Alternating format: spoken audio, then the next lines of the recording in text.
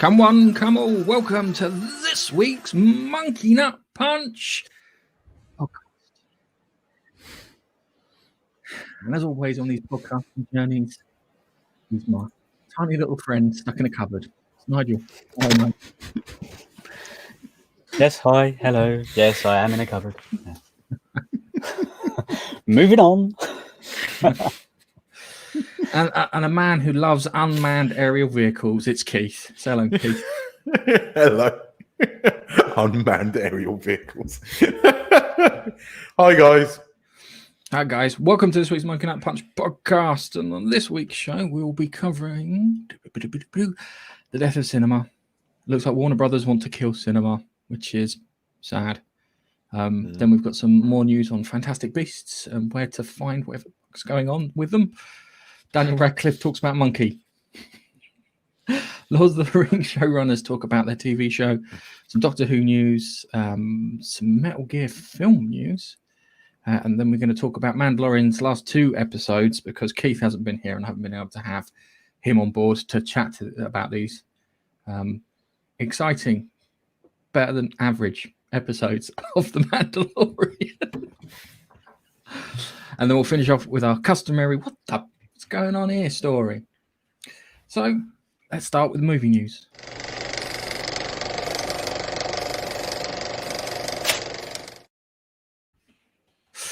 So Warner Brothers have slated a ton of movies for 2020 to go straight to their streaming service, HBO Max. Now, this is a bit of a weird one because cinemas, because of our current situation with lockdown and the coof, have done really poorly this year. Really, really poorly. And anyone who's had a film of any sorts has had to delay it. Look at Black Widow, and then you've had ones that have tried to go to streaming and not quite succeeded. Mulan's a pretty good example of that. And HBO Max, at the moment, for 2021, have no TV shows or content that will drive anyone to their streaming service, which causes a big problem for them. So what they've decided to do is push some of their films on there. So we've got Godzilla versus King Kong, if I can get my mouth working correctly. The Suicide Squad Matrix 4 was apparently ahead of schedule, and Wonder Woman 1984, which is coming out Christmas Day. Now, this is great for people in the States, but for people in the UK and people in other places who can't get hold of HBO Max without, so we say, sailing the high seas or using a VPN, this isn't that good. Have they killed it off? For example, one of the bits of content that they were expecting 3 Game of Thrones spin-offs. And we're getting 1. And I don't even think that's going to happen.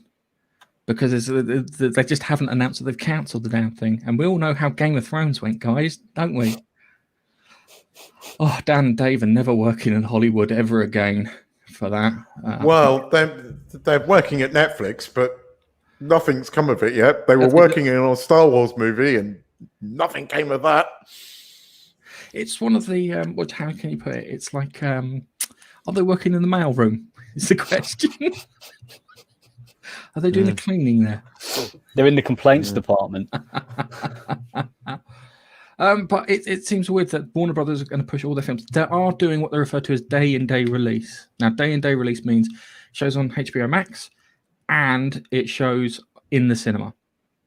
Okay, so we get Wonder Woman 1984 as an example, will be on HBO Max. Don't know if it's coming to Amazon or any kind of video-on-demand functions. And as I said, it'll be released in the cinema. So it's gonna be weird with this because what they're doing is they want to push people towards using HBO Max, but they've got nothing to pull them in. And there's a good chance that we'll still be in lockdown until March of next year in one form or another, be it the tier system that we've got in the UK or the horrendous thing that they've got in California and New York and whatnot, which is causing people not to be able to gather in groups. And we've got all of these other bloody things here and there. So they're pushing for that. I think it's going to kill cinema off to an extent, but I don't think it'll, I don't think it'll, how can I put it? It will kill it off completely. I think it will, because my cinema near me opened recently, 2018. I don't want it dying yet because it's quite a nice little cinema. I think you've been there, Keith? Yep. Yeah, Yep. and I think you've been there too, Nige. Yeah, it's a decent cinema. It's a lovely little cinema. Get nice coffee, got alcohol. You can take it things in there and whatnot. I'm hoping it's not the death of cinema, but it looks like Warner Brothers are pushing this. I don't know if it's just going to be a one-time thing for 2021, just for their films, because they've got all these things that they've made. They're in the can, and they're sitting in like the work in progress stage, which means they're accruing interest on all their debts and stuff that they racked up, because they literally finance this off to people and say, hey, you want to invest in Wonder Woman 84? And they go, yeah, sure, I'll put in $100,000 and so forth and so on. And they pick up a big pot of cash, and then they have to pay the interest back on it, which is really exciting. Finance and film. I was trying to keep it interesting, and then I just started thinking about bloody balance sheets and Excels. Go on, Keith. I can hear you want to say something. Well, I mean, I can see from the studio's point of view why they're doing this, and realistically, people can't go to the cinema. I mean, the cinemas going, the cinemas have got to be careful here, because realistically, with the amount of cases that are being reported both in the UK at the moment on a daily basis and the States, and the fact that the vaccine is not going to be really rolled out until the summer, you've got to be realistic here. The movie studios have to put out content in order to carry on. So they're going to use the internet. I hope it's a temporary thing. I still prefer to go to the cinema and see, especially big budget movies. Movies, I was going to say Star Wars, but I mean, Rogue One. I'm not going to say any of the other Star Wars movies because that was a waste of my money. But Marvel movies and things like that. Even the bloody Mandalorian, I'd love to see that on the big screen. Even if it was a 30-minute thing, I'd go and see that on the big screen. But I can't see how they've got to put these movies out. The movies have got to recoup the cash, and everybody's got to get paid. So how else do they do it? It's unfortunate, but it's the only way they can do it. I feel very sad for the cinemas. I feel very sorry, but realistically, people can't go to the cinema. It's just not worth the risk. So the problem is it's going to up piracy because people are going to screen cap the films. There's going to be all that kind of thing. So it's a bit of a catch-22, but what can you do? True. Yeah, you're right. It is a bit of a catch-22. And it is frustrating because this bug, which can't name because we'll get kicked off either Facebook or YouTube. Twitch is fine with it, which is ironic. Is ruin anything that involves a gathering. The only examples that you can get to where you watch cinema now that we had over the summer where we had like outdoor cinemas where we had like drive-ins and stuff. We don't technically have drive-ins like they used to in the States. But yeah, it's odd, and I can understand HBO Max, and I'll be honest with you, I probably would have made the same decision in the same position, but I would have done less coke whilst doing it. But how is that going to work internationally? I mean, obviously Wonder Woman is going to have to be shown internationally. So how is that going to? Because obviously the UK doesn't have HBO Max, no, but I thought they do have an HBO kind of thing, don't they? Because we've got it here. It's not HBO Max. It's HBO something. There's an HBO thing, and you can subscribe to it, and you get the HBO shows. Not as far as I know.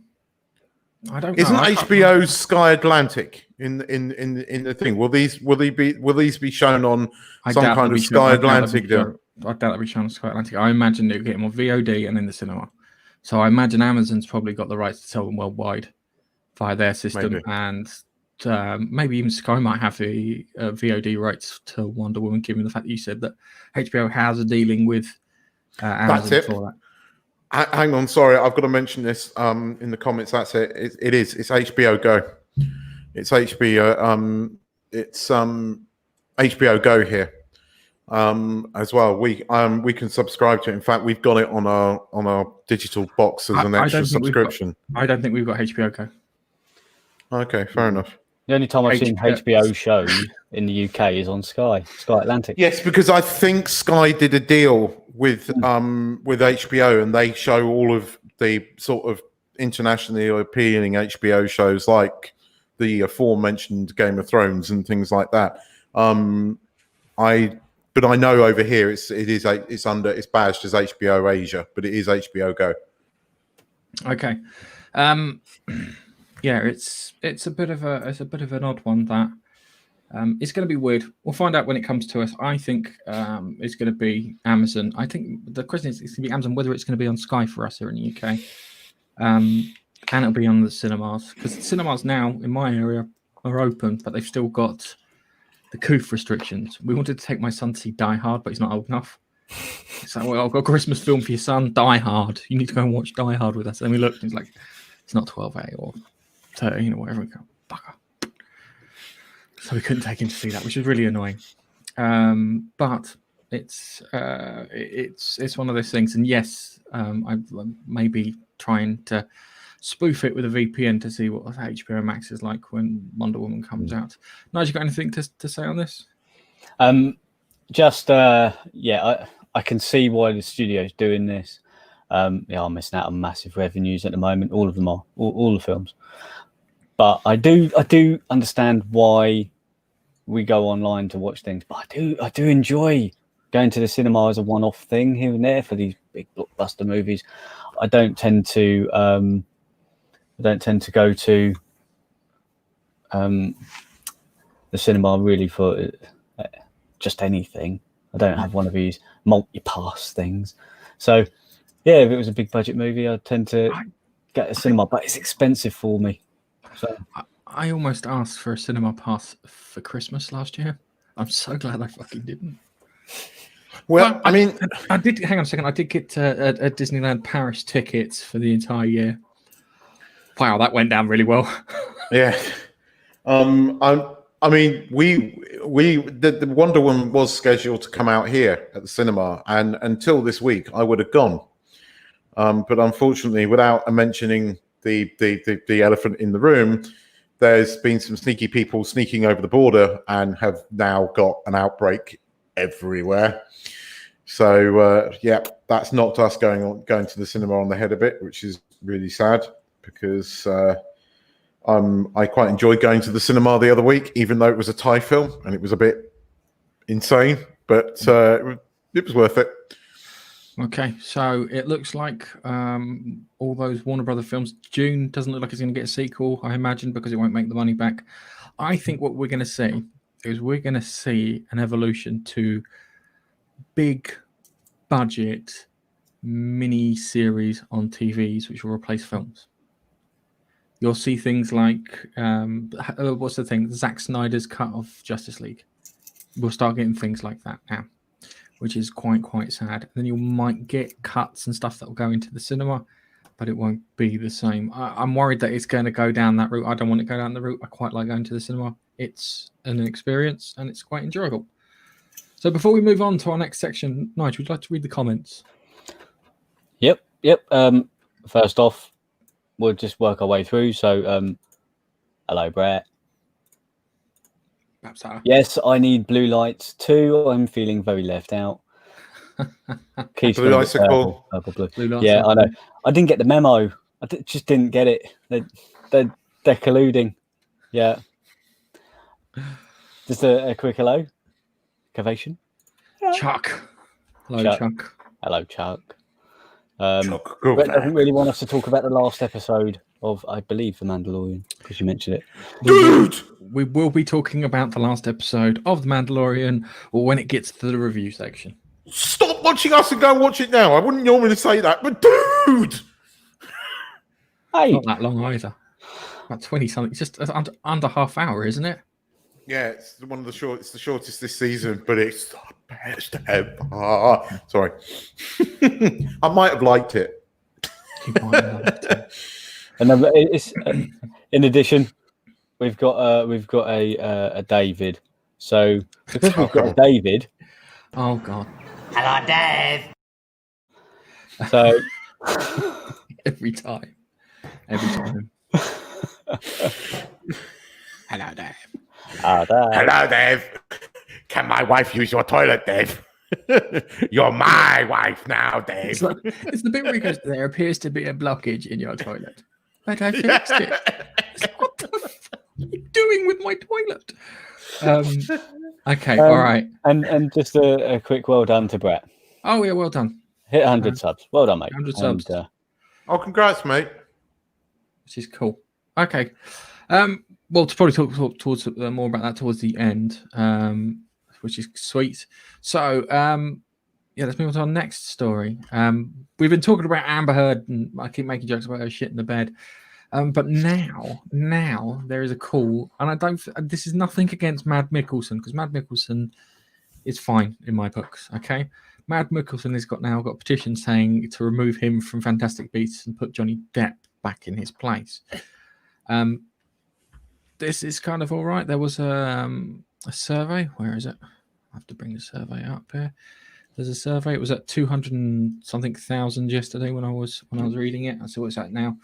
Here we go. So it's at 238,000 people to bring back Johnny Depp as Gellert Grindelwald in Fantastic Beasts. It's not. It's weird because. Oh crikey! No, Adriana, you're not counting on me. Let's go back in. It's weird because it's not his fault. I can understand why the engine of change that I refer to as change.org exists.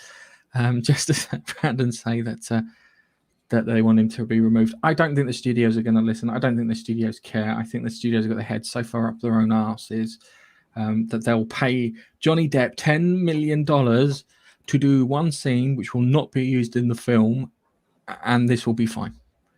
Well, I mean, this film's going to be boycotted by numerous people. It's going to be boycotted by the left because they got it up the arse about J.K. Rowling allegedly having to go at trans people, and then you're going to have it from a bunch of the other guys because they've got the arse about Johnny Depp getting fired. This film, I'll be surprised if it does that well, to be honest. If it gets made. My problem with this film is the previous film.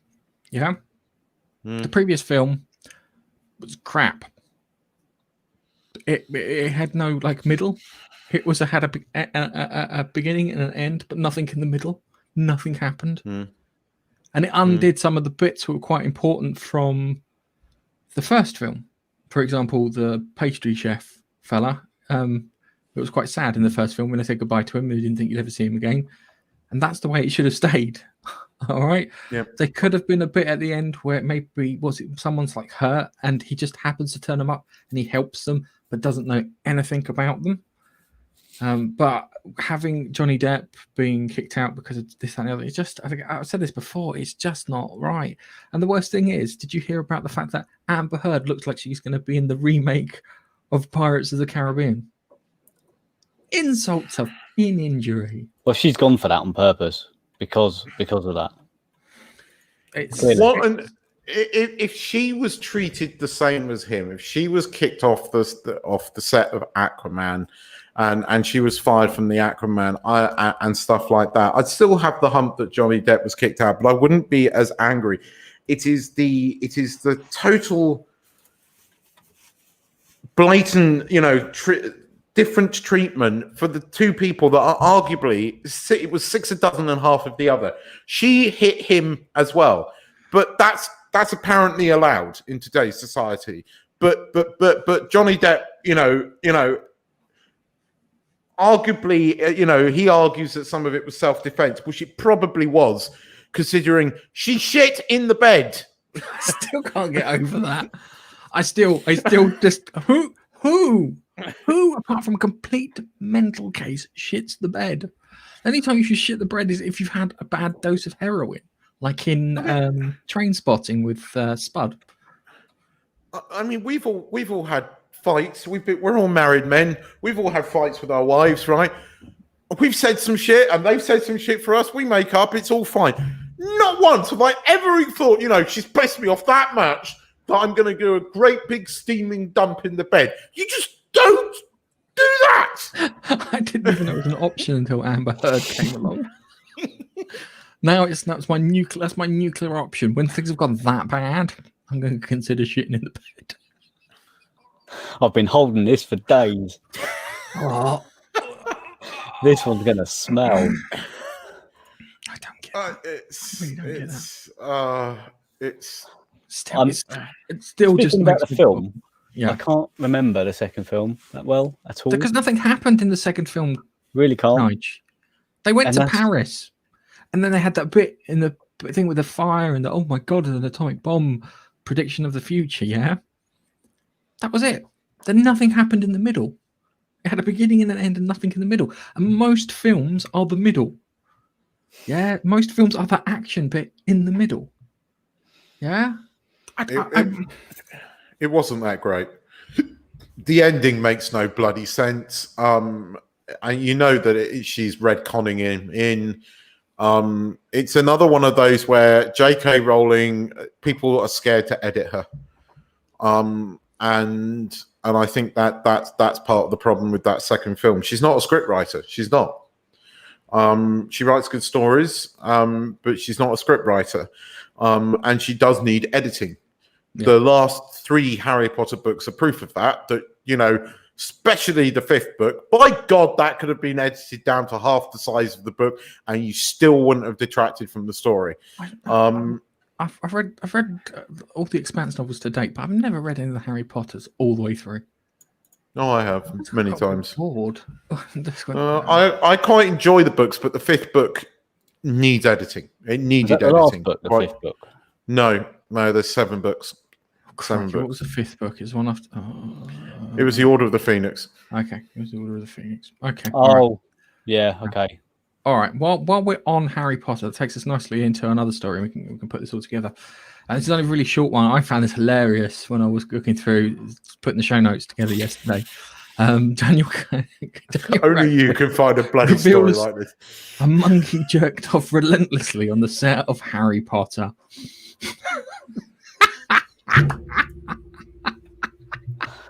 I like the word relentlessly. Oh, dude, just they do. Nice. This is the unfortunate truth. Monkeys are renowned for doing it. We saw one today on the beach having let's say pleasuring himself relentlessly until my dog saw him and went running over like that, and the monkey's like like that, and then left. But yes, monkeys do, and they're very public about it, and they don't care. I regret calling the channel what I called the channel now.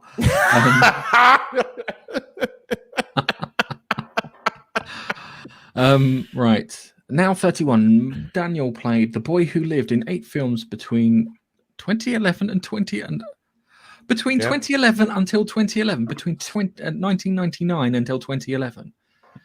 What a bad bit. I never surprising I didn't pick that one up. The actor appeared on a YouTube series called The Hot Ones, and when he was asked by Sean Evans about the reports that there were 60 animals on set to film a scene in Professor McGonagall's transformation classroom in Harry Potter's Chamber of Secrets, oh my god, he was like, dude, he was young. He was 12. The age of my son. Daniel said there were a lot of animals. Almost back to back.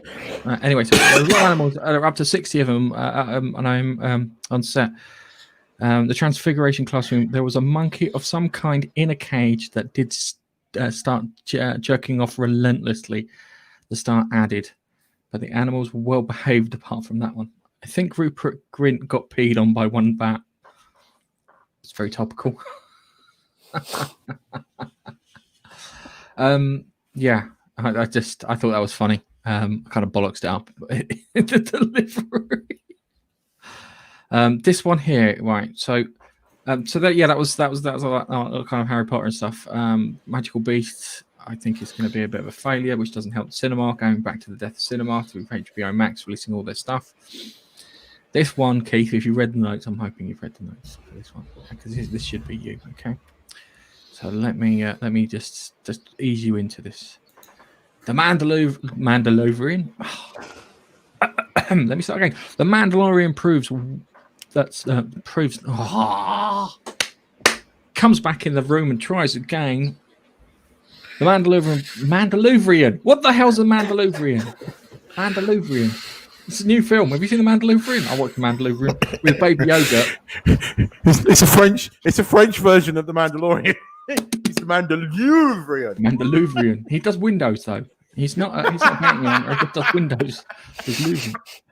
The Mandalorian proves that Star Wars movies made one big mistake in 2015. Keith, would you like to tell me what mistake that was? Hiring J.J. Abrams. That's the first one. Hiring somebody Johnson. And then, hiring J.J. Abrams again. Hiring Kathleen Kennedy. No, don't even get me going. Don't get me started. It's not one mistake. It's a load of mistakes. But basically, you should have employed Jon Favreau and Dave Filoni right from the start. And I know that Dave Filoni has gone out this week and said, I learned how to do, directing live action from Rian Johnson. Yeah, Dave should have said that, mate. He did. He said it. But you do learn from other people's mistakes, don't you? When it comes to the Mandalorian and stuff, yeah, it's as I said, I'd always describe it as that a football team or the sports team that are just eking out small wins, but always getting a win. Yeah, and that's why I always describe it as spectacularly average. Yeah, even being as average as it was up until the last 2 episodes, where it's slightly above average now. It was playing it safe. They could have played it safe. Yeah, they could have waited. They could have been patient. They could have done all of these things. There's all these could've. Yeah, but Dave Filoni, as the kind of continuity manager, creative head, or whatever you want to call it, and Jon Favreau, even if it was just Jon Favreau in the start for the first phase of films, to borrow a Marvel term, would have probably made a huge difference to this. Yeah. I have no idea. I mean, Disney, they're never going to cop to making a mistake. But this last season of The Mandalorian, to me, proves that they know they have. And there's of course, there's all these Star Wars fans now, even the fans who have been bitching and moaning for years, now going, is it giving us too much fan service? No, it's not. It's not giving us too much. It's giving us what we fucking well deserve after 5 years of their shit. That's what it's giving us. And it's only in the last couple of weeks that I am proud to be a Star Wars fan again and happy. And I'm we're going to review the episodes in a minute. But I will not watch Star Wars unless it's under these two guys. If Disney want to fix Star Wars, put these two guys in charge of everything. Fire Kathleen Kennedy's ass. Get rid of her. This proves it more than anything. All of the internet at the moment, Star Wars fans who have been bitching and moaning for the last God knows how many years, are really happy. I wonder why.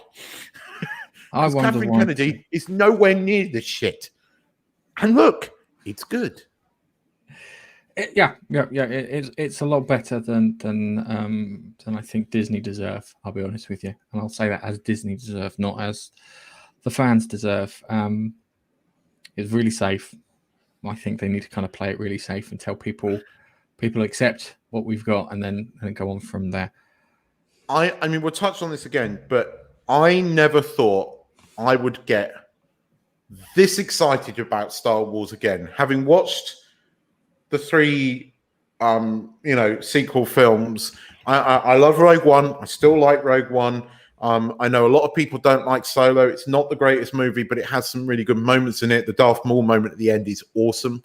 But it's not great.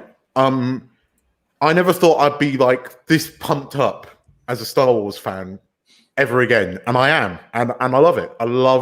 I've been a Star Wars fan all of my life. And the last 5 years has really demoralized me. And whilst Star Trek, I'm also a Trekkie, and whilst that's constantly kicking me in the ass, this has come from nowhere, and it's just gone. And it's awesome. It's just made me that this shit year that a little bit sweeter now. Just these last 2 weeks have just gone. Anyway, we'll talk about it in the reviews. But I think you know which way I'm going. Nige, do you want to add anything on? Anything? lost the ability to talk. I can't really. I haven't seen season 2, so I can't really season say. 2. But Go season pay 1 for- is brilliant. But when it's finished, when we get to the last episode, pay a $5 for 1 month of Disney Plus. Watch it all through and cancel it straight away. All right, you can do it now. You can do it now because we got 2 episodes left, and I guarantee you these next 2 episodes are going to be freaking awesome. They're going to have to be, and I trust Dave Filoni and Jon Favreau enough to know that look, I'm blown away by the last episode, and they've got to top that. And dude, it's worth it. It's worth it for this. I can cancel it after a month, but Jesus Christ, this is good. Okay, all right.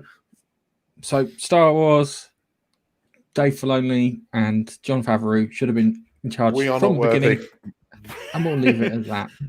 Okay, do you want to read some of the comments? Chuck is being really spicy in the comments. I really like it. I'll be honest with you. I like a bit of spice. I love Babster's. Babster's being quite. Babster is jumping from platform to platform, which I find quite off-putting because like it's on YouTube, it's on Facebook. What's on Facebook now on YouTube? Yeah. I'm trying to So I can't wait. While you're trying to bring up some comments, I can't wait for Disney 18 Plus. I can't wait to see what spicy things that I'll have there. What Disney princesses get up to. Princess on princess action. Gareth, you know what happened last time? You know the brought worst this up. thing is, me and I started coming up with all the freaking porn titles that we could. Do you know what the worst thing is? Because of Rule 13, is it Rule 13 or Rule 31 on the internet?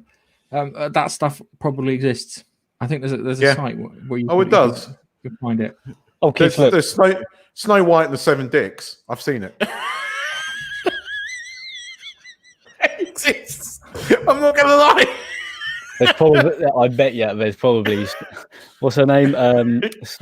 Who's Beauty and the Beast? Mate. Disney princess porn is huge and it's worth millions. Believe me. It is. It exists. There is. I mean, there's Simpsons porn for God's sakes. There is some freaky shit out on the internet. I'll be honest with you. I think that some porn sites look at your cookies for other things because I think I've had Mass Effect porn. I'll tell you what. The weirdest thing I ever saw was what was the thing on Channel 4? The guy with the big phone. What was that called?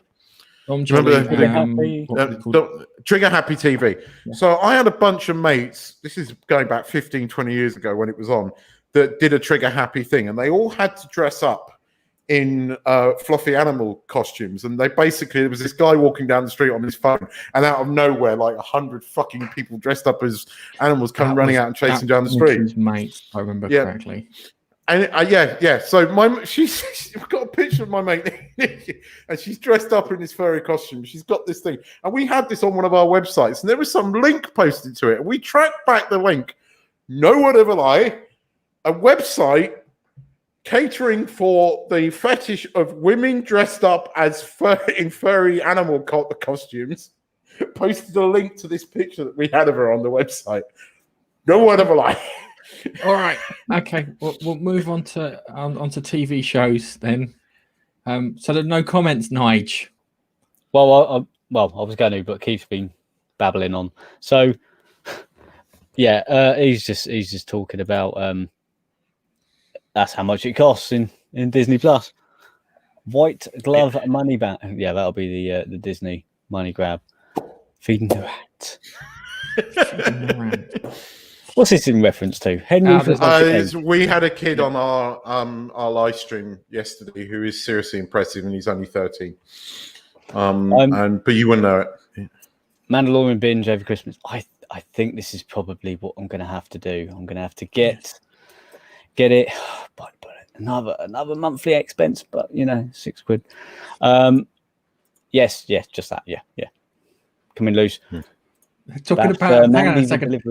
You're talking about a man, who whenever DJI goes new drone, he goes, "I'll take my money," before he's even seen it. He has a drone for every limb of his body. That's 5 drones. He's a redundancy man. He is redundancy. That's his superhero name. I've called him that. Chucklevac is redundant. Okay. There's a drone for that. Yeah, There is a drone for There's that. a drone for that. yeah. So let's move on to is there any more night before I press the button? Oh, got a few. I think they're just responding. They're just responding to people. Yeah. Catch up in the next segment. Let's move on to TV. Let's go.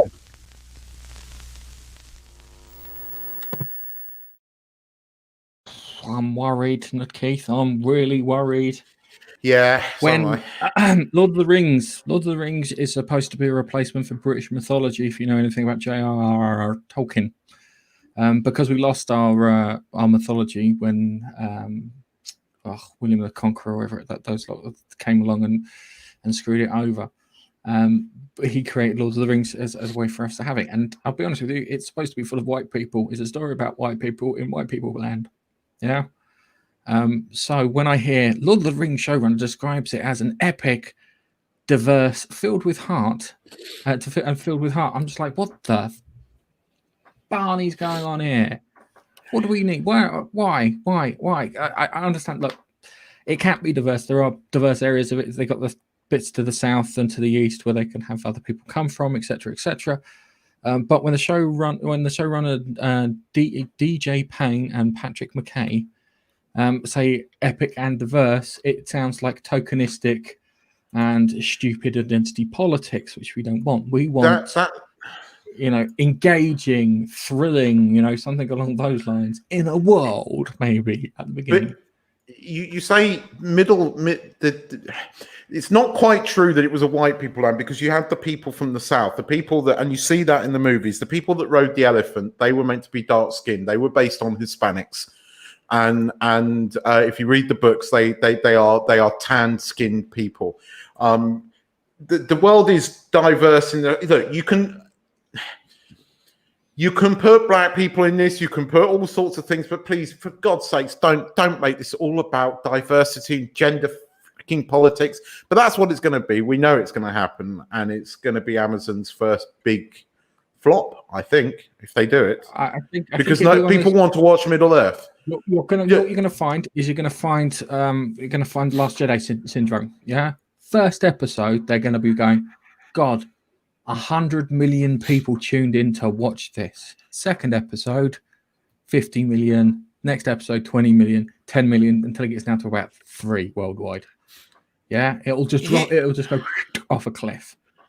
Here's the way you can do diversity, right? Star Trek. Which was the last Star Trek film? The last Star Trek 3, the J.J. Abrams era. Yes, right. One. Where they made Sulu gay, but they didn't make a song and dance about it. There was a hubbub about it because George Takei criticized it, but the studio didn't go, look, we've made Sulu gay. It was just an off-the-cuff story. When you watch that film, it's natural. It's shot, it's over with. There's no virtue signaling, look at how fucking amazing we are. That's fine. Hold on. I can explain this to you. And I can't wait. My new Mac comes Tuesday. Fabulous. Which is great for me because this one is struggling because there's no graphics card driver in it. Okay, going back to the whole diversity thing. All right. What it was is, and this is the thing with Ellen/Elliot Page at the moment. Being gay in Hollywood used to be special. You used to be a special person. You'd have a special celebration of coming out. This, that, and the other. People would get, that's how they treat you. Okay? But as far as I'm concerned, you're just the same as any other person. Are you a good or a bad person? Do I like you or don't like you? That's the bits that count for me. I don't give a crap about what you get up to in your bedroom. I don't want to know what you get up to in your bedroom, in your private life. I don't know what you do, Keith. I especially don't want to know what perverted Nigel gets up to. Yeah. All I've seen is a load of blow-up animals in his room. I didn't ask any questions outside that. Right? To be fair, I did have a fantastic part on Harry Potter.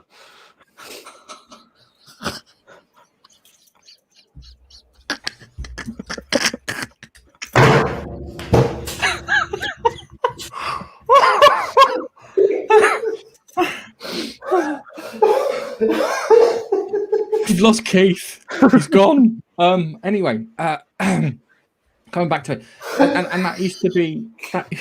Come on, Keith. Pull it together, man. Step over here. You're just gonna have to step outside for a moment. Calm down.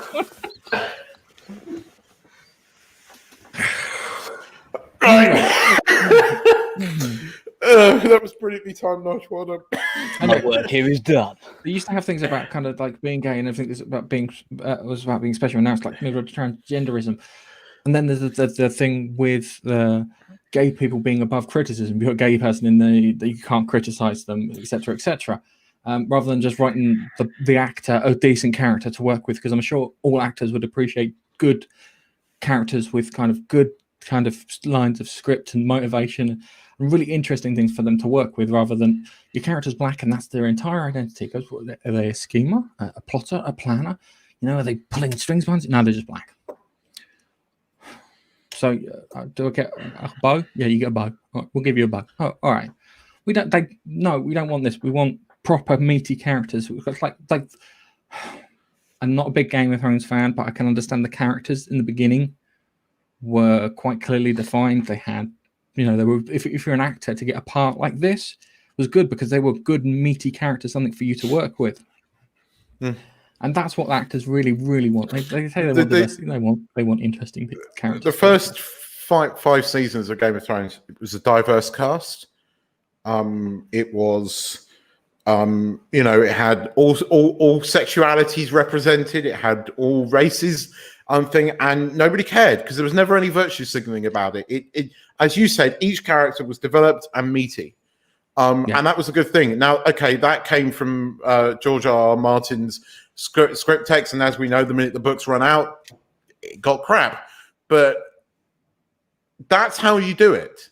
Yeah, I mean, I'm not against diversity. I'm against virtue signaling. I hate it. Yeah, and that's what that was, and that was what makes me worry about. Yeah, the Game of Thrones, not Game of Thrones, freaking Lord of the Rings. Lord of the Rings. That makes me worry about it because it looks like if you're having to virtue signal, I think that indicates that you think that your script and your characters and your TV show is shit. Yeah. Yeah. And the reason that you're doing it is because you want to put them into a margin where they can't be criticized for what they are. Yeah, because the media won't criticize anything that is fortuitous. It's like Black Panther, and that getting the best movie nod because the press wouldn't criticize it. Yes, yeah. That's my point, and it's funly because the lady from Black Panther, which we might cover later. Yeah. We'll cover that. Actually, I'll talk to you at the very end. But yeah, it's because they don't want to have any criticism and bits around the characters and stuff. Nigel, you like Lord of the Rings, don't you? Yeah, I do. I know you like Lord of the Rings because I've seen you dress up as an elf playing Dark Ages of Camelot. Just intensely. No. Don't say it. No, this is not my normal gear. I've decided to dress down for you guys today. Lord of the Rings, I've always considered to be diverse because you've got the humans, you've got the elves, you've got the dwarves, you've got the hobbits. That's diversity. Yeah. And then you've got the fucking orcs and the whatever else. You've got all these different races. You've got the tree people. Fuck me. It's diverse. It's a diverse fucking story. Why do you need to go out of your way to say this new story will be diverse? Are you telling me that the previous one was not diverse? Because no, because there's been a lot of criticism saying it's racist because of Gandalf the White. There's lots of people saying because Gandalf the White, who was Gandalf the Grey, until somebody pointed out that Saruman the White was a bad guy. Well, he was only called that because that's the colour of clothes he wore. No, it was because they all had a colour in Lord of the Rings. It was a wizard rank, basically. That's the easiest way of describing it. Yeah, white was like I always five-star. pictured it going, he's wearing white, he's Gandalf the White, and then he came back, he was Gandalf the Grey because he was wearing grey. That's how I saw it. Anyway, nice. Right. So to summarize, when it comes to this Lord of the Rings TV series, yeah, predictions go as follows. The first episode will blow everybody's mind from the trailer, and then the first episode will air, and then it will have hundreds of millions of views, and then it will just drop off a bloody cliff. That's my prediction. I don't think they have any faith in it. I don't think that they think that they've done anything good. Nige, would you like to read the comments? Yep. Right. He's got one job to do. I did say rings. I didn't say ring. Lord of the Ring is one of Keith's favourite movies. One of those adult films that go along with the Disney things that we were talking about earlier. That's going to be part of Disney plus 18. And hello, King Solomon back. Welcome. Yeah, we're having a good time. Yes, we're having a good time. I'm a bit out of sorts at the moment. I've had a haircut and I've lost all my ability to speak. I know what it is. What it is I've had my beard trimmed up and I've got one hair and it's tickling my freaking nose and I need to pull it out. The problem is I can't do it on stream because it would probably look disgusting, even though it's the beard hair. But yes, that's why I trim it. So yes, right. Let's move on to our next story, which leads on quite nicely from diversity in bits. Doctor Who scriptwriter Vinny Patel tells fan to get the fuck out. Was he in his room? No. All right, let me go through the story here because it's quite well put together on the thingy. So, Doctor Who screenwriter Vinny Patel told a fan to get the fuck out after he asked a question whether Doctor Who would continue the story of Joe Martin's Doctor. That sounds fair and thingy. There's what's his mush? Yes, but this pretentious prick. I mean, you look at him, how he dresses, and you can tell he's a pretentious prick. You actually watch him live; he's a pretentious prick. He's a soap opera writer. He's not very good at it. So this is what the guy tweeted to him. Yeah, hi at Vinny Patel. I have a question. We all know showrunners fib to keep things secret, but would you agree it would be a bit disrespectful to both the real Joe Martin's character and to Joe as an actor not to continue the story in season 13? So it's like kind of this Joe Martin sort of turns up. I'll be honest with you, she was better than fucking Jodie Whittaker by a mile. And if you probably gave her time to actually do the role, I think she'd probably do a better job. And I'd actually be more interested to watch that than I would be for Jodie Whittaker. So he tweets that was his much, yeah. Right, so he goes, hi, John. Considering you literally cut her out of the celebratory picture, I don't think you get to talk about what's disrespectful to Joe. So take her name out of your mouth and get the fuck out, tar. Right, this is the creepy thing, yeah.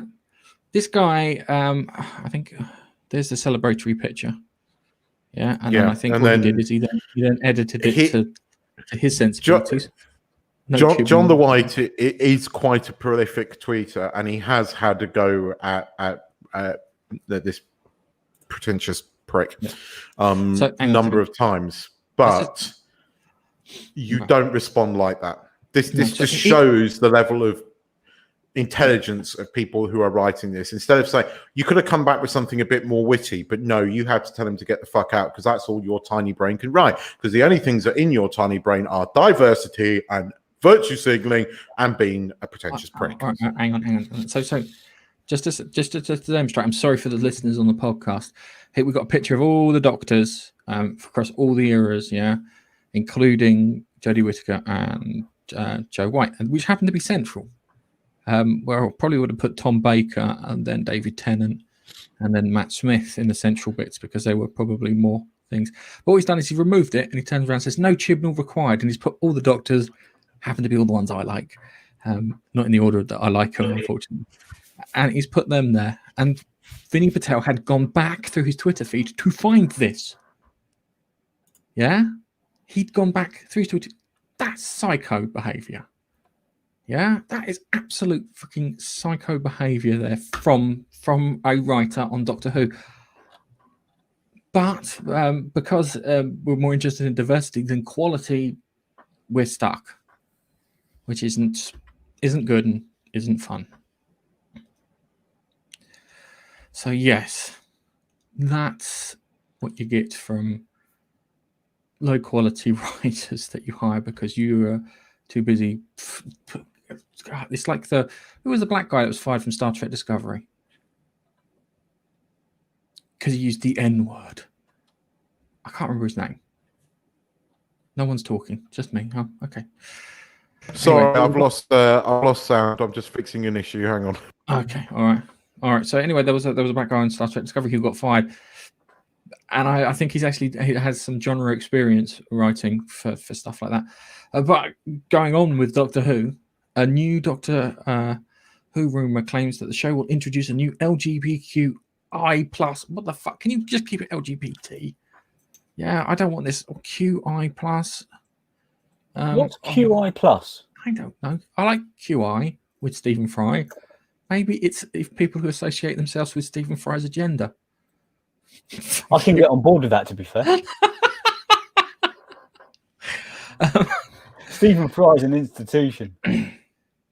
Yeah, because they're not interested in telling good stories. They're not interested in introducing new villains. And there's no kind of, they've got their version of the Weeping Angels or the Slitheen or the Jadoon or anyone like that for the new series. A new rumor claims that Doctor Who showrunner is planning to introduce a new LGBTQI character, whatever. The rumor comes from TARDIS Zone, who reports that Chris Chibnall is casting an actress to play the Doctor. And this actress is in my notes. Why am I looking here?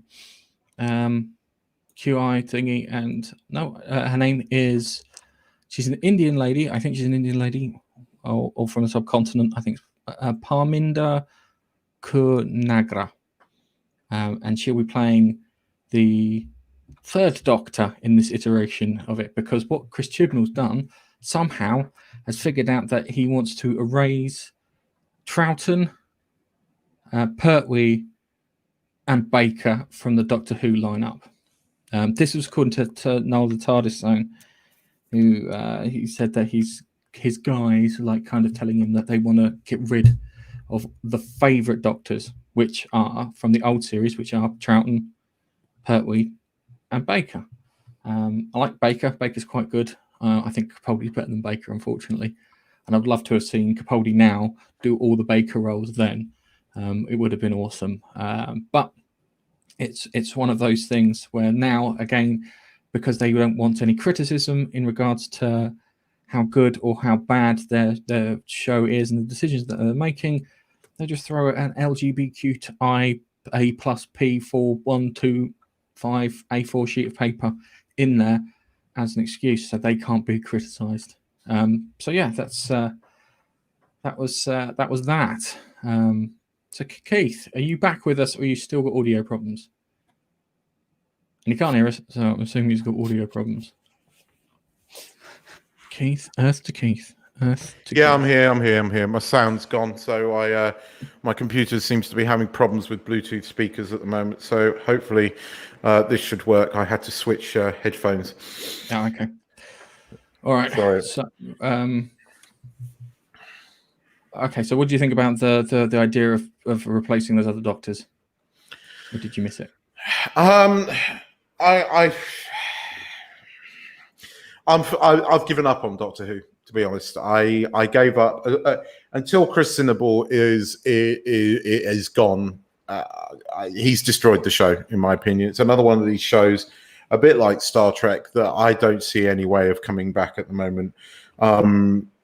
I mean, there's rumors that Jodie Whittaker, Whittaker's agent, wants her to go because the show is taking a nosedive.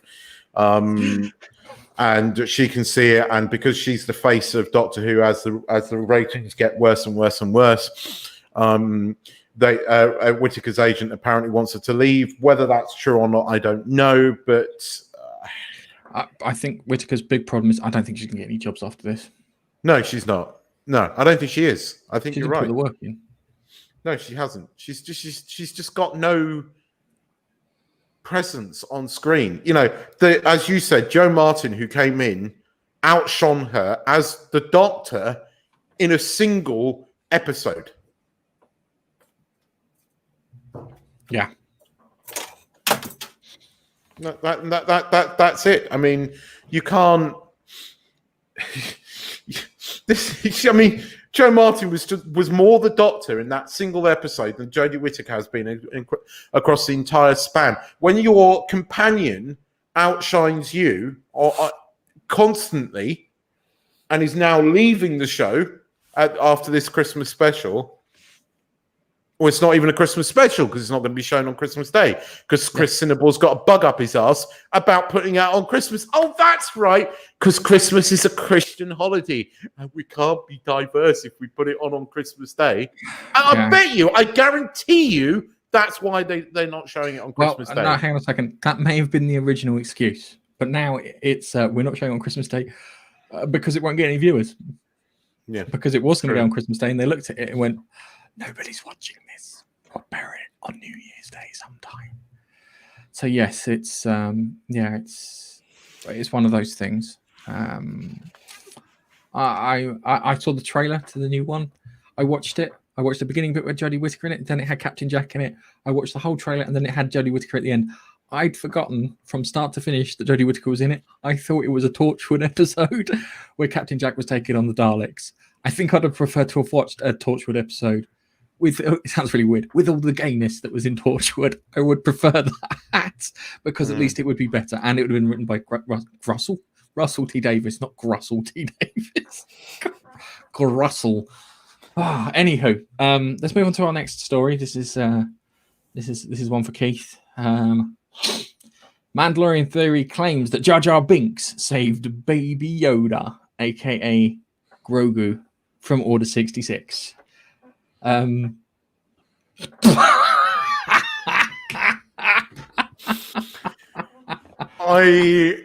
think somebody's having a laugh somewhere. Oh, I know. I hope it's a case that it is, because that would make him a greater character than Rey if he had saved Grogu from Order 66. I have a theory on who saved him, and we'll talk about it in the review section because I know there's people in the chat who and Nigel who haven't seen the second season or the first season of The Mandalorian in some cases. So we'll talk about it then. But I think somebody's having a joke. But I mean, he did come back, didn't he? He's done something recently. But this guy nearly committed suicide because of the grief that he got. So I can't see him. Right. He doesn't need to. It wasn't his baby gringo. It wasn't his fault that it was this poor. It's just one of those things, I suppose. You see, I never had the issue with Jar Jar that a lot of people had. I watch it back now, and I know he was a bit of a silly character, but for God's sakes, they've got droids in there and everything, and look, I never agreed with the backlash that Jar Jar got quite to the level that he didn't deserve it. He wasn't a particularly great character, but he was the comic relief, and it didn't kind of work. But I don't think he deserved the backlash that he got. No, he doesn't. It was George Lucas that deserved the backlash for that because it was his decision. The actor did a good job. He did what he was told to do. Exactly. No, he turned up. He didn't make any fucking fuss. He didn't stand around and go, "Is it because I was black?" He didn't even do that. Yeah. And actually, they made Jar Jar a more interesting character in the Clone Wars. So, I mean, he could have done. I find it interesting they didn't. I mean, it's a shame because I reckon that you might have seen Baby Yoda or Gringo, as Babster's referring to him. They could have put that in Clone Wars season 7 had that come out after this season. And it's a shame we didn't see that. But I suspect it's another character, and I suspect we are going to find out who helped him out. I've got my theories. I've got my theories. Oh, okay. I'll talk about it in the review. Yeah, I've got my theories in the review. Okay, Nudge, would you like to go through the comments before we move on to our next section? Sure thing. And we've had a few. On my way up. Hello to King Solomon. Thanks for joining us. Very good. Yeah, bad move and bad sales. Yeah. That's an idiot. You just don't do that. I'm on Parler if you want to follow me on Parler. Hello, Balin. The Hobbit. He's joined us again. Yeah, awesome. Yeah, true. Yeah, his reaction could have been less harsh. He could have just not been a dick. It could have been clever. I mean, it could. I mean, the John Dwight is quite a contentious poster online. He does have a go at the cast left, right, and centre. But you could have been clever in your response. You could have been a bit classy, not a dick. But this is the problem with these woke morons. They're all just arseholes in real life. They're not nice people. Yeah, he's come across as a pompous arsehole, and that's just the way he dresses. So, Tom is his favourite, and Babs the second that. Nah, no, Capaldi's the best actor. Best Just watch actor, Heaven but Sent. what is he the That's best? the best Doctor Who ever. It's a brilliant episode, Heaven Sent. Yeah, Heaven but then Sent. you could argue that the episode where David Tennant is in that ship on the moon on his own, Midnight, that is a fantastically brilliant episode in the way it was crafted. It was very well written. And yeah, so he's agreeing. Yeah, okay. Lana Ward, yummy. I don't know who she is. Lala Ward. She was. Chuck's got a thing on for one of Tom Baker's companions, and she is the woman pretty from good. the cave woman sort of thing. Yeah, I remember her. Perry was the best one. Trust me, Perry was the best one. Yeah. Moving swiftly on. Tom had a robot dog, jelly babies, big scarf. What more do you need? Hang on, robot K9. dog. Baxter, K9, mate. K9. I think Chuck corrected him to K9 there. There's quite a few here, so I'm just going to skip a few. Pod Races made the movie. Now we're talking about Star Wars, not the other thing. Pod Races and Darth Maul. The music was awesome.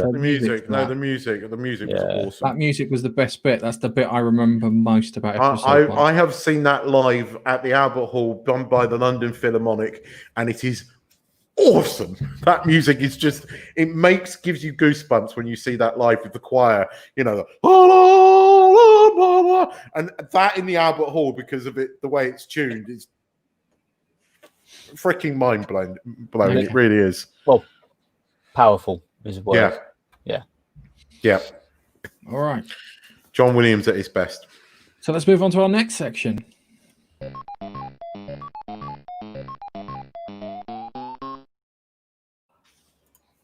Casey Hudson and Mark Darara of BioWare up and leave as current projects continue. They've done this before during Mass Effect Andromeda, and it didn't work out very well. Apparently, at the moment, they're working on Mass Effect Legendary Edition, which is a mixture of all 3 of the previous Mass Effect games, now with a new, improved, happier ending. And Dragon Age 4. Given the utter state of Anthem, this isn't good. I don't know what's going on to cause people of their stature. Like, could you imagine like a showrunner? If Chris Gibbon would fuck off, it'd be awesome. A showrunner like Dave Filoni or Thingy just fucking off halfway through the season, or at the start, or for 3 episodes in.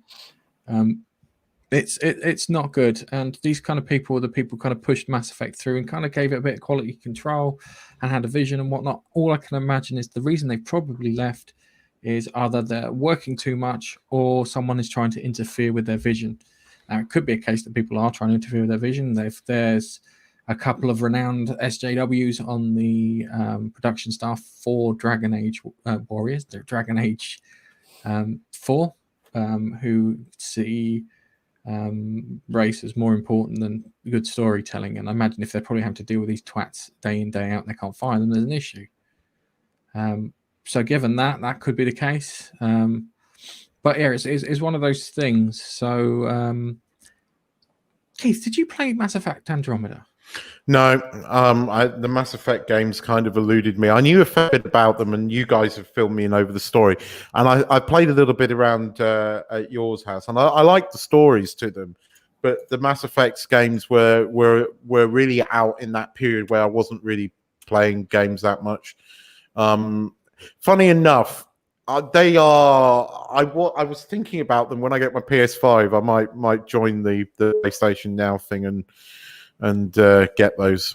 because the stories are good. And you know, every time we watch a lot of sci-fi shows, and you go, oh, that has some, you know, that's, you know, based on Mass Effect. And I think I would really dig the story of Mass Effect 1 and 2, although I know the Mass Effect 3 ending was a contentious one. Yeah, it was contentious. I kind of saw it coming, but I was hoping that there was going to be a suicide sort of mission as you were trying to get to the Crucible. Because as soon as they had said the word Crucible, it reminded me of that episode of B5 where they got rid of the shadows. Remember that? Do I remember that? I've only watched it about 25 times. I mean, you know, not that many. Because as soon as they said the Crucible, because it's like kind of Lorien in B5 described the Crucible as a place where you force the truth out. And when they say Crucible, it's not a weapon of mass destruction. It's a place where you're going to force the truth out, and you're going to find out what the whole thing's about.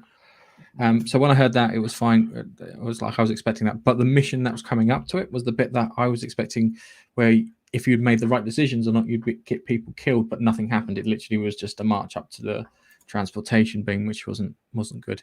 And there's some theories behind it, which I'm hoping that they'd follow on from, where he steps into the beam, but he doesn't get beamed up to the Crucible. He interacts with it in like a split second, and then something else happens. But we never get to see that. But the thing about the Mass Effect games is that there's a story there. There's a story that's quite imaginative. It's more than just a game. Yeah, it's more than just a game. They've got it's weird because the Reapers in Mass Effect are like, how can I put it? If the Shadow shagged the Borg from Star Trek, that's what you get with the Reapers. Yeah, you get some crazy biological thing crossed over with the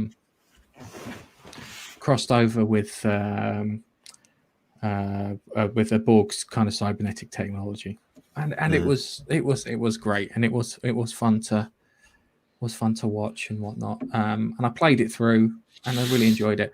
But having the people who put it together come in after leaving in 2014, I think it was, they left in 2014, and then come back only to go, fuck it. I'm too rich to deal with this shit. I'm out of here. Bye. And out the door. Yeah, that's not good. That is really not good when it comes to these sort of things. And Nige, I imagine you probably prefer Dragon Age to Mass Effect. I played more of Mass Effect than I have Dragon Age. I have been playing Inquisition recently, but not a huge amount. Although I like both, to be fair. I wasn't a big fan of Andromeda. I got probably about a quarter of the way through, and I just went bit bored. Actually, really boring. There's stuff to do. I just can't be bothered because it's so boring. So it's just sat there now on my shelf, uninstalled, and 1 to 3 was decent enough. I'm not in the camp where I don't care about the engine. The ending's the ending for me. I don't care that the ending is what it is. I wasn't making a big hoo-ha about it. I just finished the game and that was that. So I don't mind it. We'll see what happens with this latest one. See if it's as boring as Andromeda, then no, not interested. But Dragon Age is decent enough, I suppose. How about a remaster of Mass Effect? How would you feel about that? Never actually got to play Mass Effect 1. I'm talking about all 3 games. One we get all 3 games as a big whole chain remastered back to back. And we're talking about when I say there's just 2 types of remaster. There's the Capcom remaster, and then there's the Konami remastered. And one of the developers puts in a lot of work and a lot of effort and makes something that's practically a new game. Yeah. And they've tidied up everything, and the graphics and everything looks fantastic. And then you have the Konami one where they've literally just lifted the PC port and converted it across. So if you had the Capcom remake of Mass Effect, where they've literally just everything is new and shiny and tidy. Yeah, I think I'd like that. I think I'd like that too. Okay. All right. I think Keith's asleep. No, I'm here. Okay, let's move on to our next story, which is, I don't know why I've got a picture of this woman here. It was a picture of Oscar Isaacs, and then it moved when I wasn't paying attention. I think they started auto playing a video for you, sir. Yeah, because what do you call it? It's bloody IGN. I'll have to sign in to turn it off. But Oscar Isaacs is rumored to be playing Solid Snake in the Metal Gear Solid movie, which Sony are doing. I'm up for that. I think he could work. I think the reason they're picking him is probably to secure him as an actor for films later on in their kind of set. God knows how the film industry is going to go, but Sony believes, I think it looks like they're going to still go down the old theatrical route rather than streaming. So Oscar Isaacs will be Snake. Put a bandana on him. Does he look like Snake? I think the pictures from the Dune set, and he looks more like Snake in that than anything else. I think with the grizzly look and a bandana around his head, he will look like Solid Snake. I think he's a really good actor, Oscar Isaacs. I like the guy. He was one of the only likable. It's a shame that again, I'll go back to Dave Filoni and thingy having had their Star Wars. Had they got hold of Star Wars and done Poe Dameron, I think it would have been brilliant, and he would have been one of the standout Star Wars characters. He's a likable guy, and and a lot of the films I've seen him in, he's really good. The minute I read this on the show notes yesterday night, I thought, that makes sense. I can see it. I can visualize him on screen as Snake with the bandana and that sort of grizzly, unshaved look, and it works for me. Totally works. I think it's inside. The guy who's directing it is a guy called Jordan Voight Roberts, he did Kong Skull Island, which I really liked. Yeah. Apparently Brie Larson was in that, but I don't remember her. I just remember what's his face, the guy who played Doctor Doom in that really crap version of Fantastic Four, who was in it. Tom Hiddleston was in it. Tom Hiddleston was it? Yeah. I'm just glad she made such an impression on me. I forgot she was even in the film. That was a quite good film. I like that film. That makes me feel a bit more positive about it. The guy's clearly got genre experience. He knows how to work with special effects. Oscar Isaacs does look a bit like Solid Snake. I think that Sony are trying to secure as many stars as they can. They went after Oscar Isaacs after after Star Wars, because they looked at him and went, that's not a happy actor. And they went, you know what this means? This means an opportunity. We can get him on our books and we can get him in our films, and that'll draw people to our shows and whatnot, which is fantastic. So yeah, that's a good thing. Works for me. I think he's a good actor, and I think he can play the part quite well. Yeah, up for that. I'd go and see it. I'm quite looking forward to it, actually. I think it could be quite a good film if it's done right. I think it'll be good. I think what Sony are doing now is they're looking at their slate of video games, and they're trying to turn them into films like Marvel turned their comic books into comic book films. And if they do it right, they can have the same success, but they've got to be patient and disciplined and not try to sell things on cheap, easy kind of what they appear to be wins, but they're not technically wins. Nige, did you ever play with your Solid Snake? Never. I've seen probably the only gameplay I've seen of that game is him in a box and walking about. So I can't really form too much. As long as I can see Oscar Isaacs in a box, I'm sure I can make a comparison. But I've Googled it. He does look a little bit like Solid Snake, and he's a good actor, so I'm sure he'll do a job. Metal Gear Solid 2 was the first midnight purchase I ever made. Fucking queued up outside and bought 2 copies of Metal Gear Solid 2, one for me and one for this guy here. And it was fucking awesome. The funny thing was that you bought it in Kingston. Yeah.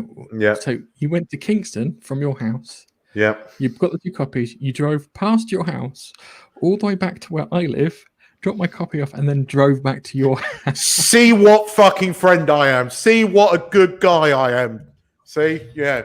And that's the only reason I'm still friends with you after you managed to get our previous YouTube channel associated with sex toys. the funny thing is, Monkey Nut Punch probably could get associated with some kind of weird sex act. I know that there's a thing called like donkey punching or whatever. No, just don't go there. Don't go there. All right, okay. So, so last time we were talking about PS5 scalpers and CEX, which is a computer game exchange here in the UK. It's like a second-hand shop where you can trade your stuff in for cash or credit, and then buy second-hand games and bits from them, which is quite good actually. I've used it a few times here and there. Are under fire for pricing up a PlayStation 5 for £815, not only from the customers but from the staff too. It's. I think they're paying. Is it £650 to trade in? Yeah, a PlayStation 5. They'll give you £650 cash, which is over the retail value already. And then obviously selling it for that amount. Now, I saw an article where somebody who worked at CEX, obviously wanted to stay anonymous, was saying, I can't believe they're doing this.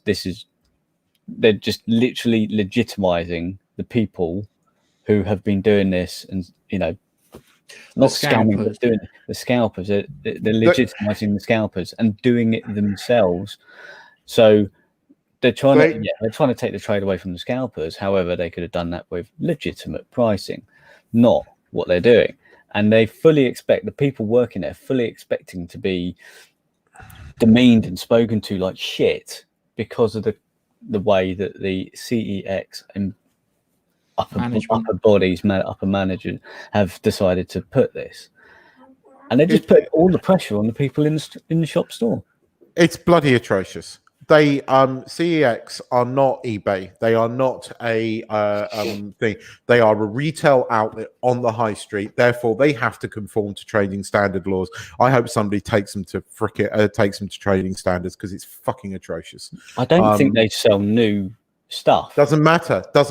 They have a retail license, and there are laws about scalping and stuff like that. And what they are doing, and they're taking the piss. When you've got staff buying PS5s and then freaking making a profit on it, it's inherently wrong. I mean, it's happening everywhere, and there are stupid people paying for them. I mean, there's PS5s here. You can get PS5s in Thailand for £1,000. Yeah. I mean, I remember when I came here the very first time. Like within 2 days, I bought a PSP here, right? And it was cheaper than when it went on sale in the UK. I loved it. I loved the PSP, and it was awesome. And I had Metal Gear Solid, funny enough. It was the first game, but it wasn't that expensive. But Jesus Christ, PS5s, they're £1,000. It's 40,000 baht here, which is give or take £1,000. It's just no. Yeah. They're 450 quid. I will wait. It is mad that they're doing stuff like that. If they were selling it for, I think if they're selling for £650 in store rather than £850, I think I would have gone. No, I can see you taking advantage of this, and that's it. It's a retail outlet. It should be the retail price that Sony puts on it. Anything more than that, it is price scalping and taking advantage. And I don't think they should be able to do it. I genuinely don't. It's one thing to do it online via an auction website. You can argue that if people are stupid enough to bid on it, fine. You can hide behind the bidding process when you put it on something like eBay. But on a retail freaking outlet, no, that's wrong. It's inherently wrong.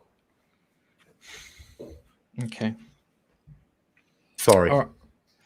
So I didn't know you felt so passionately about price scalping, Keith. I don't buy anything new from CEX anyway.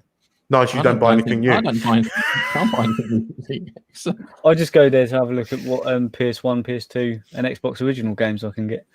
Yeah, and if there's any N64 games that I fancy. Other than that, not interested.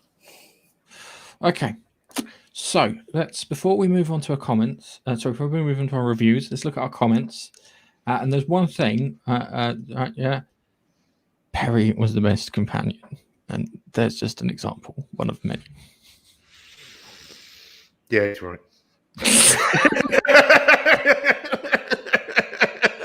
Okay, and it's not because it has any relation to you, is it, Gareth? There's no ego in there. So Perry Gwyn, not Perry, not Perry. Her name's Perry Gwyn.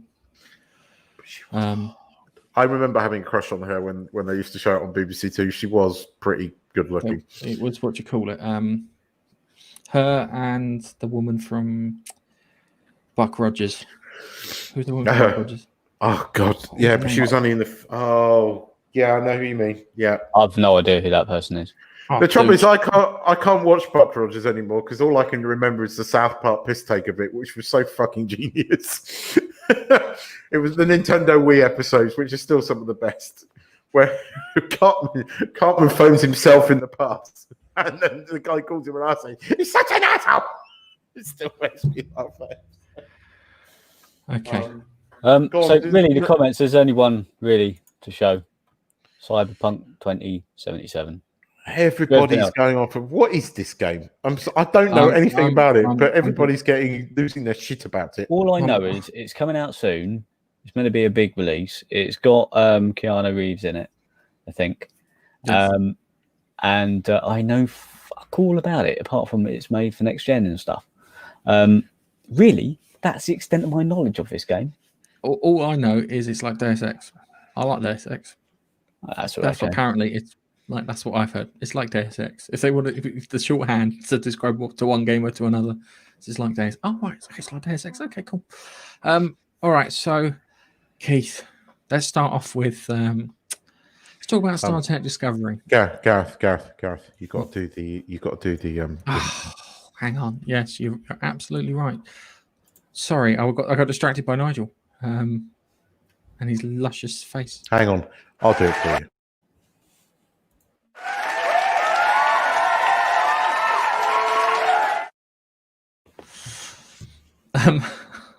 Okay, so reviews. Let's talk about Star Trek Discovery. It's shit. So have you watched the last 3 episodes of Star Trek Discovery? Unfortunately, I have, and the Why? last one. Why? What's wrong with you, man? Oh no! Can I ask one major question? What?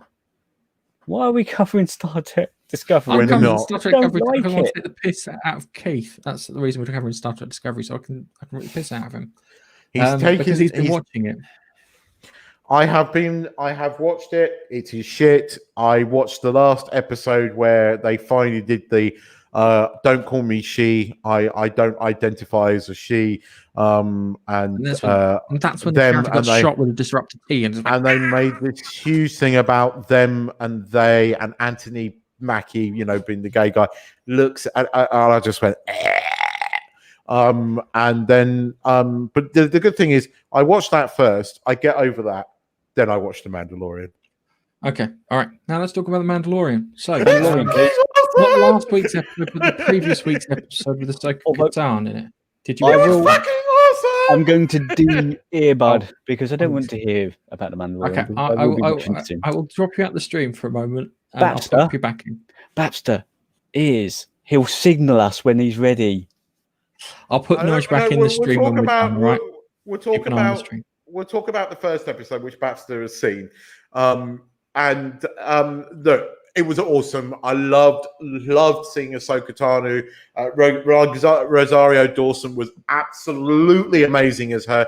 The only thing that I think they slightly screwed up was her entrance. That you saw her face too quickly.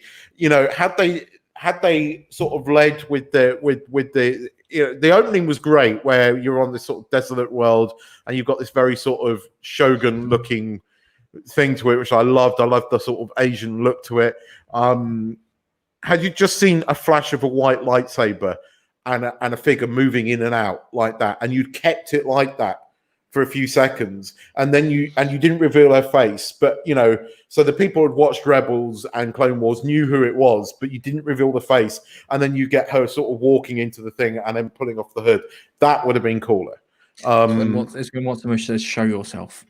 Yeah, that's when she should have showed herself then. Yeah, it did come across as a bit mean as he's murdering those guys in the thing at the beginning. I thought that was exceptionally quite mean spirited. I think that's intentional. I think Ahsoka's been on a bit of a journey because obviously we saw her last time we saw Ahsoka Tano. She was off to find Ezra. What happened to Ezra Bridger with Sabine? But it was that bit at the end that I didn't see coming, and when she said, that bit at the end, "Where's Admiral Thrawn?" I was just like, "Oh, they're bringing in Thrawn." But I don't think Thrawn is going to be the big reveal. I don't think Thrawn is going to be the big reveal. Grand Admiral Thrawn is the next bad guy. Yes, I agree with that. Moff Gideon gets it at the end of this season, and Thrawn is the next bad guy. He's being for that. I think Mando is going to hand. It's either going to be Grogu or Mando, because Grogu, I mean, I'm about to take it out now because I'm going to give a spoiler about the next episode. Take yours. Gone. Right, are you gone? Right, you're gone. The way Grogu was throwing those fucking 2 stormtroopers around at the end of the last episode, that was pretty dark. And he's sitting there going, "Oh, look at this!" He's fucking bashing the shit out of them. Grogu could kill Gideon, and they might sort of make him go. He's the chosen one. They're heavily hinting that he's the chosen one that brings balance to the Force, right? He was round at the same time as Anakin, and this is what they are hinting at. And I reckon he might kill Gideon. I think that might be where they go. But I love seeing Ahsoka in real life, and she was done well. There was no woke crap about her. And that fucking fight that she has with the bird with the Beskar steel fucking thing at the end, that was just so good. Oh god, it was just so good. And seeing her, okay, all right. Couple of problems with that. Yeah, you're quite easily. She can run a lightsaber up the Beskar steel spear and cut her fingers off. All right, that's one thing. It wasn't like she was being very if you've seen the Darth Maul Ahsoka fight from Clone Wars when it came back, that's very fast and frenetic. That fight between the two of them wasn't very fast and frenetic, so she did have the opportunity to cut her fingers off several times. It was I watched the episode and I was a little pissed off that they misused the Michael Biehn character in that Ahsoka one, because it was like he had one good bit. He had one good bit where he was like kind of, he looks and they do the kind of the cowboy standoff with the guns, and he goes to reach to get him, and then he goes and shoots it. That was the one good bit that Michael Biehn had, and it's like, Jesus Christ, you could have had Michael Biehn in there a bit more and used him a bit more, because he's kind of, how can I put it, a nerd favourite. I agree with you there. And look, it wasn't a perfect episode, but by God, it put a smile on my face. Seeing Rosario Dawson as Ahsoka, and that was the person, for years now, fans have been saying that if you're going to cast her in real life, it's got to be Rosario Dawson. There are just not that many. She was perfectly cast. And the thing was, you got Katie Sackhoff as Bo-Katan the week before, who incidentally voiced her in Rebels and everything else. And I thought that was cool. There's a few people bitching and moaning, as I said at the beginning, about fan service. No, this is awesome. This is what we need. This is what we need to restore our faith. Was the Ahsoka Tano episode perfect? No, it wasn't. Could we poke holes in it? Yes, we could. But you could do that across the whole of Star Wars. And right now, as much as I agree with you, I'm finally getting some fucking Star Wars that's putting a fucking smile on my face. And I'm loving it. And I am a Star Wars fan. I've always been one. My first fucking toy I remember having was the Millennium Falcon and Slave One, incidentally. This week's episode, not only do we go to the Jedi planet, which was quite cool. If you watch Knights of the Old Republic, because Nigel won't know this, but if you were seeing Knights of the Old Republic, you would have known that planet mentioned. Oh my God, when Slave One came in, I was just going, this is awesome. And I blew my load. I'm not gonna lie. I blew my load. Okay. It was just epic. All right. I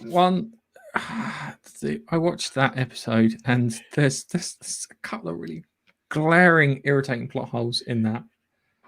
And the biggest one, the biggest, most annoying one was not put your gun down, take your jetpack off. And I'm like, No, don't take Well, your jetpack off. It but was just like arguably- we need the plot to move along. You got to take your jetpack off. Trust me, mate. It'll make sense later. And that bit what got me because it should have been lower your gun. Everyone knows you get into a Mexican standoff, you ask them to lower their guns. Yeah, but I mean, you could. But Mandalorians are dangerous in the air, and asking him to take his jetpack off kind of makes sense. But he should have been take your pack off, and put your gun down. But again, this episode just it gave fans what they have been, they've wanted to see Boba Fett, that we've been wanting to see, Boba Fett get redeemed. Boba Fett was this meant to be this awesome character, and he had a rather shit ending in Jedi. For him to come back, and not only did he come back, to lay waste to an entire fucking squadron of stormtroopers in the way he did, with one of the fucking Sand People's fucking weapons, and use it the way he did, it was so good. I mean, the fact that he just fucking wasted that one guy, destroyed his helmet, and I was going, "Oh, this is so good." I've watched it 3 times, and yeah, I've seen the plot holes, but I don't care. I don't care. It's forgiven. It's forgiven because it's putting a smile on my face, and Star Wars has not done that for a very long time, and it really did. But this leads to the next thing. That was so good that they have to top this, right? And it can't. And the fact that we know there's going to be another Jedi turning up, the whole fucking Grogu sitting on the fucking thing and beaming out to the world. It has to be a Jedi. There is only a couple of freaking Jedis that you can bring in right now that will top this episode. And I have a theory, and I know you don't agree with it. But no, it can't be. I don't think that's going to work because why? Because Ezra Bridger doesn't have the wide-scale appeal that Boba Fett does. Everybody knows who's Boba Fett. You can be a casual fucking Star Wars fan and know who Boba Fett is. It becomes a mystery box for you to open in the next thing. You don't know what's happened to Ezra Bridger since that. Yeah, I think Ezra Bridger is going to come into it, but I don't think Ezra Bridger is going to be the thing that tops Boba Fett. It's not going to be fucking Samuel L. Jackson. I'm telling you, it's going to be Mace Windu. No, I think they're going to bring Mace Windu. I know why it's not going to be Mace Windu. The reason it's not going to be Mace Windu is that you have to follow through with it. Yeah, if it's Ezra Bridger, they can cast a new actor and they can have them alongside the Mandalorian as they train up Baby Grogu, because they're not going to get rid of Baby Grogu. I think you can call him Baby Grogu. They're not going to get rid of him, from the Mandalorian, because he's a big selling point. But they'll need to have a Jedi that can stay with them. They're not going to be able to keep Samuel L. Jackson on set. I think you're right in the fact that they are going to bring in Ezra Bridger. I totally agree with that. But Bridger is not going to be the thing that tops Boba, and they need to top Boba in that final episode, and that's where I think they're going to bring Windu in. They're going to do something that tops Boba Fett. They have to. They put Boba Fett in episode 6, right? Skywalker tops Boba Fett. Now there is this persistent rumor that what's his face, who was in Winter Soldier, does kind of look a bit like Luke Skywalker, and there is a rumor that he might be playing a younger version of Skywalker. Now, that would potentially top it, but again, because it's a different actor, I don't know. But if it was a different actor, they could keep him around. But there's been persistent rumors about Samuel L. Jackson turning up. I checked that on a regular basis. There's not been persistent rumors on Samuel L. Jackson. I've been reading rumors about Jar Jar Binks. No, I've been reading rumors for a while that Disney are working on a Mace Windu series, that he's going to turn up, that he's going to have a metal hand, he's going to be old. I've not read a single thing about Mace. Well, I have. I've heard about it yesterday when I spoke to you outside Sainsbury's. Not that you were in. I've read a few. I genuinely think they're going to do Windu. I really do. They are listening to the fans. And one of the things that a lot of people want to see is come back. Samuel L. Jackson has been very vocal about wanting to come back and play him. No. Lucas himself said Lucas isn't in charge anymore. Yes, but he is involved in this. No, and Dave Filoni is a Lucas fucking loyalist. And Filoni has said that he would love to play with Mace Windu and have Windu come back. All of them have said it. You've got the super fans that have done that fucking fan movie where they brought Windu back, and Windu would top Boba Fett. Windu would top Boba Fett. Come across any rumors about fucking Mace Windu? You're making shit up. I'm not. Said something somewhere. No, I'm not. And on that note, on that very sour brown note, we'll bring Nigel back in. Hello, Nigel. Oh, hello. Hello. Right. Keith's chatting shit. All right. That's all you need to know. Babster, yes, it's safe. Okay. So, it's time for our what the fuck? Keith's still going. Yes, Keith's still going. He's always going. He never shuts up. So let's move on to our next section.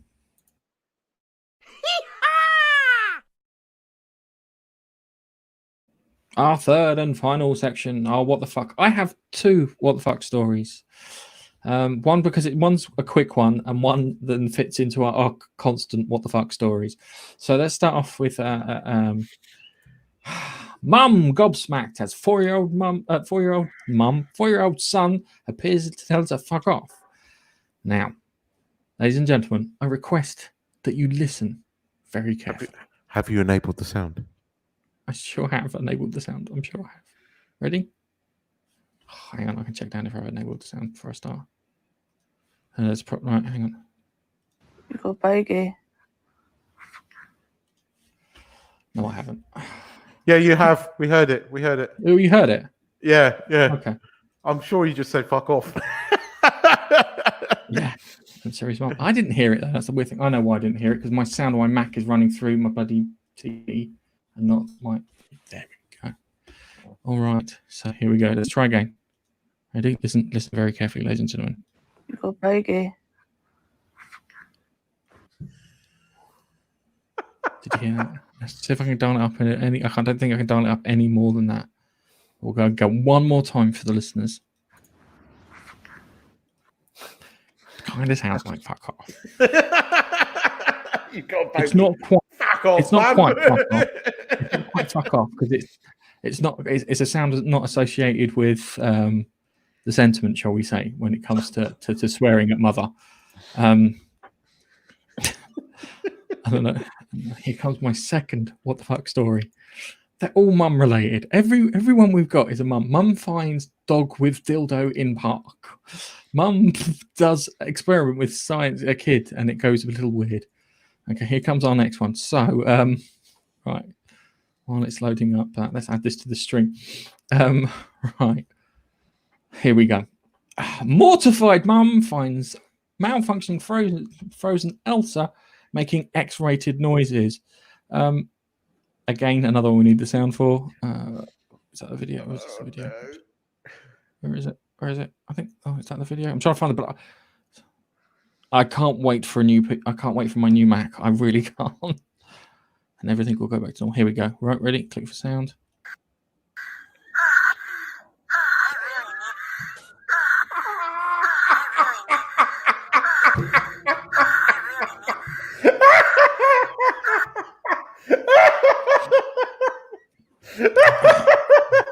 Sounds like she's overexerted herself. I think she might have overexerted herself, yes.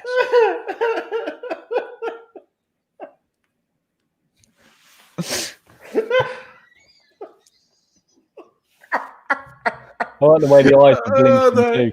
Yeah. That's the bit that got me. I really needed that. To shoot me up with harrowing Elmo doll they did ages ago. Anyway, if you've managed to stay around this long to the podcast, please give us a like. If you're listening through Podbean, give us a like. If you're watching the repeat on either Facebook or YouTube, give us a like if you've made it this far. Thank you very much for making it this far. Keith, you and Chuck, who are now a married couple, would you like to promote your podcast? Because it's not on your YouTube channel next week, is it? No, it's Not going. next Well, week, it's in 2 weeks. It's going to be on. Hopefully, going to get it on his YouTube channel, which is Covaction Dronography. We do a live stream called 2K Drones with the Z, and we talk about drone stuff, basically drone stuff and things around that, and filming and creative stuff. That's basically what we do. It's quite an interesting watch if you're into that kind of thing. Yes. Nige is our how can I put it this? I was supposed to introduce him as our director of communication, our social media person, who's responsible for our Facebook page and the like. You've been boosting our Facebook page. What are we up to on likes on our Facebook page? Ooh, that's a good question. Just give us a guess. It's about 800 and something now. Was it 850 for ease? Because I'm sure it was 850 last time I checked. It is 862 people. 862 people following our Facebook page, which we thank you for, Nigel, for sorting that out for us. We have on Facebook the Monkey Nut Punch Clubhouse. Now, this is a group where you can pop in there and you can post your videos and chat to other people and do silly things. Just no spamming of any sorts. You know, we get spamming on our YouTube channels. It's a pain in the ass. But if you want to pop in there, share your videos, ask for critiques and stuff like that for YouTube, that's great. Same for podcasts. No droning videos, Keith. Ever. Of droning videos too, if you want to put them in there too. If you want put anything you like in there, just come in and interact with us. I think it consists entirely of Nige and my missus at the moment. Unfortunately, you won't find me on there. You can find me on Parler though. And I'll put the link in the description if you want to talk to me on Parler. Thank you very much for watching, and we will catch you in the next Monkey Nut Punch podcast. Say goodbye, guys. Goodbye, guys. Goodbye. Again, because I need to press the end for the streaming thing. So Goodbye, guys.